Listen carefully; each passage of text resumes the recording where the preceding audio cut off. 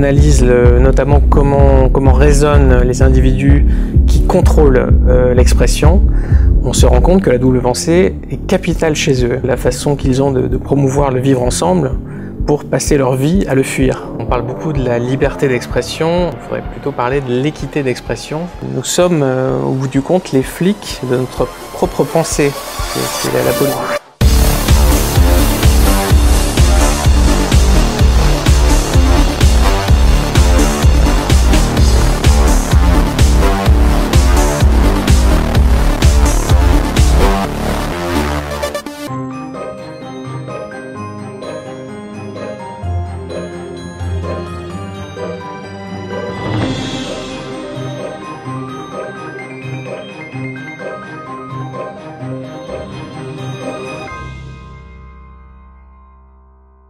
La politique de Najat Vallaud-Belkacem, notre ministre de l'Éducation nationale, a de quoi faire frémir les parents d'élèves et les enseignants.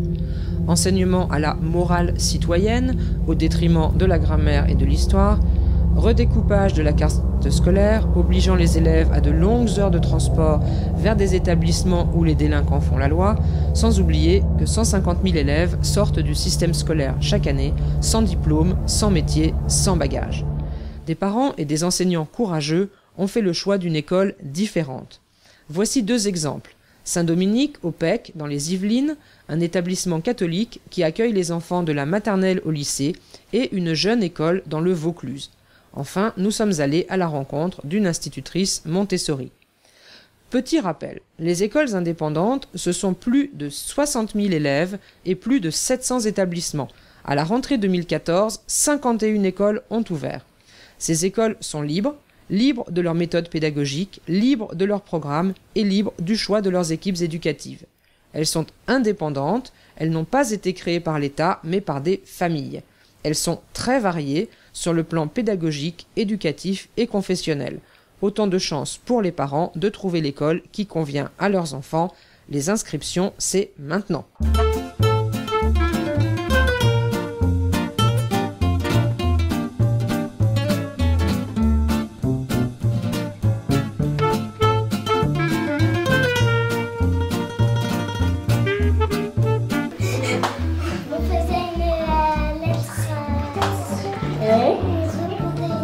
Répondez à une lettre. Et vous, pourquoi vous portez une blouse à Saint-Dominique ?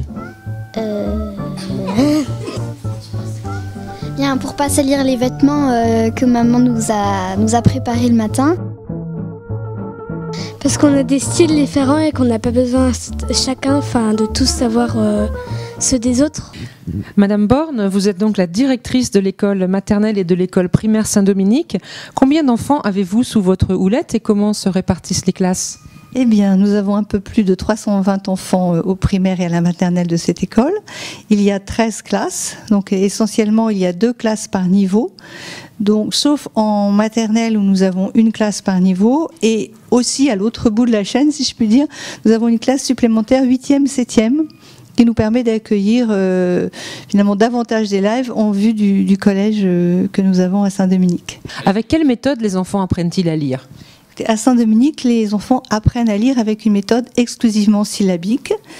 Ils commencent avec la pédagogie Jean Quiri et ensuite, selon les classes, on évolue vers la méthode de Madame Westenbadour, qui est une femme médecin qui avait créé cette méthode vraiment à la lumière des neurosciences. Alors, comment sont formées les maîtresses d'école de Saint-Dominique ? Alors, les maîtresses d'école sont formées aujourd'hui essentiellement par le biais de l'Institut libre de formation des maîtres qui dispense une très bonne formation. Et en plus de ça, elles viennent faire des stages et dans le cadre de leur établissement et de leur formation et aussi en interne. Lorsque nous embauchons une maîtresse, nous la prenons toujours en stage un petit peu avant pour qu'elle s'habitue à notre pédagogie, à notre style et puis aussi à notre équipe parce que nous travaillons beaucoup en équipe.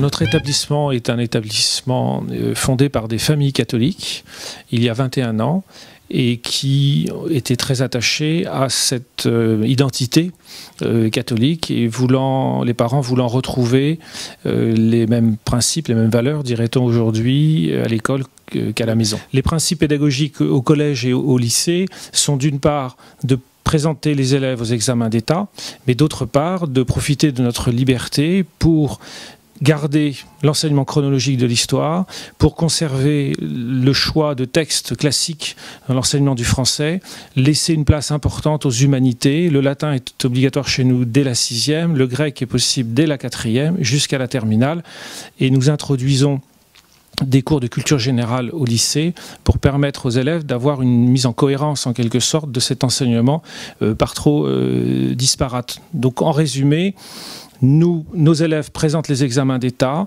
et nous organisons les programmes jusqu'à la seconde selon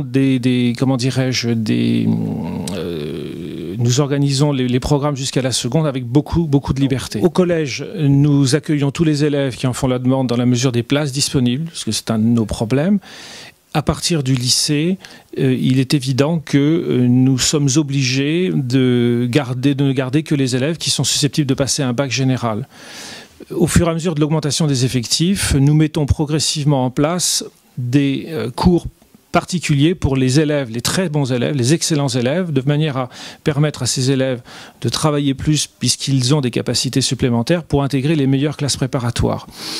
Mais les élèves qui sont susceptibles, qui sont capables de suivre un bac, de présenter un bac général, on leur place chez nous, toujours dans la limite des places disponibles. Quelles sont les raisons qui vous ont fait choisir une éducation différenciée pour les jeunes filles et les garçons dans votre établissement ? Alors, il y en a deux essentiellement. La première est que les garçons et les jeunes filles arrivant à l'âge de 14-15 ans se préoccupent davantage de leurs voisins ou de leurs voisines que du professeur ou que du cours. Mais il y a une deuxième raison, peut-être plus importante, c'est qu'on n'enseigne pas de la même manière aux garçons et aux jeunes filles. Les professeurs de français, d'anglais, de mathématiques, en physique, vous explique que les garçons et les jeunes filles ne réagissent pas du tout de la même manière. Pour nous, évidemment, la formation spirituelle est la première, la plus importante en termes de principe. Elle n'occupe pas malheureusement un temps aussi important que le principe l'évoque, mais il est clair que la journée commence par la prière du matin, en classe. Les élèves ont la messe hebdomadaire. Ils ont la possibilité de se confesser s'ils le souhaitent tous les mois. Il y a une adoration du Saint-Sacrement chaque mois où les classes, à tour de rôle, assurent une garde d'honneur devant le Saint-Sacrement. Nous avons des cours d'instruction religieuse adaptés à chaque niveau pour toutes les classes, de la maternelle à la terminale. Un peu d'histoire sainte à partir du collège. Et nous essayons de nous occuper de toute la personne, son corps, son intelligence et son âme. Et si un élève qui postule à Saint-Dominique n'est pas catholique ? Il n'y a aucun problème. Les parents sont prévenus à l'avance du programme, si j'ose dire.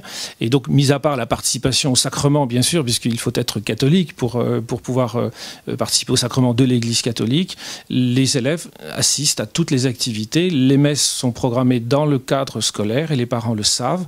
Le cours de catéchisme également, et ça ne pose aucune difficulté.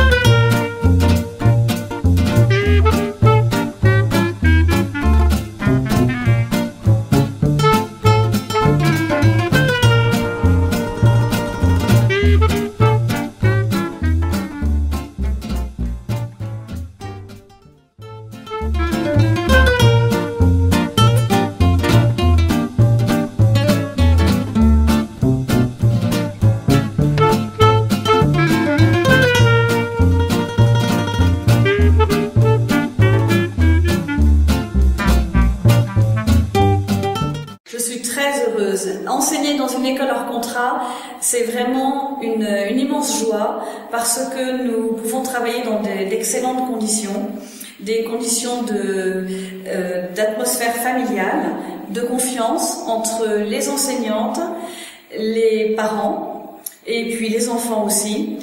C'est aussi la liberté de pouvoir choisir nos méthodes, de pouvoir choisir les contenus des enseignements, et puis la liberté aussi de pouvoir vivre pleinement notre identité catholique, les valeurs spirituelles auxquelles nous croyons.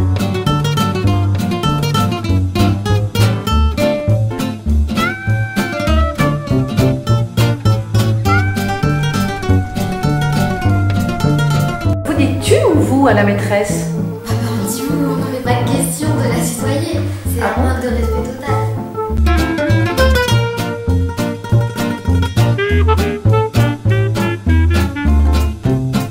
Les enfants sont heureux de venir à l'école le matin, les cours de récréation sont euphoriques, les maîtresses participent aux récréations, c'est un grand bonheur d'être ici. J'enseigne l'anglais en classe de CM1, CM2, cela fait 2 ans.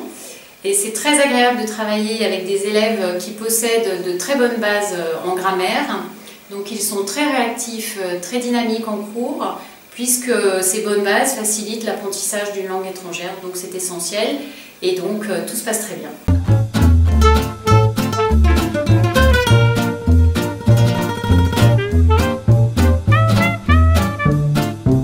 Et oui, il y a une bonne ambiance parce qu'on se connaît tous.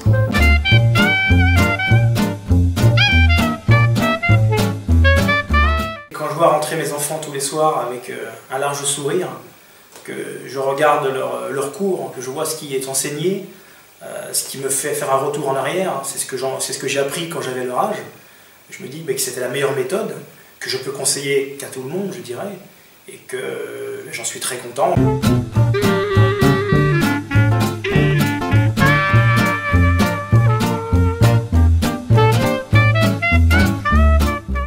Bonjour Marguerite, alors vous enseignez dans une école Montessori en maternelle. Alors quel est l'âge des enfants dont vous avez la responsabilité? Entre 3 et 6 ans. Tous ensemble? Oui, tous ensemble. Et pourquoi?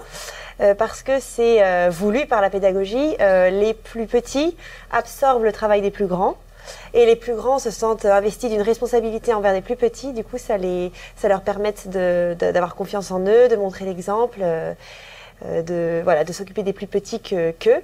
Un peu comme dans une grande famille. Exactement, c'est vraiment dans un but pédagogique que les 3 âges soient mélangés. Comment la pédagogie Montessori permet aux enfants de développer leurs facultés?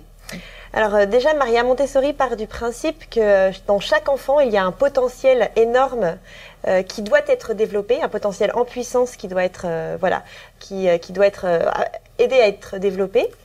Donc tout l'environnement doit être porteur pour l'enfant. Donc c'est un environnement esthétique, propre, ordonné.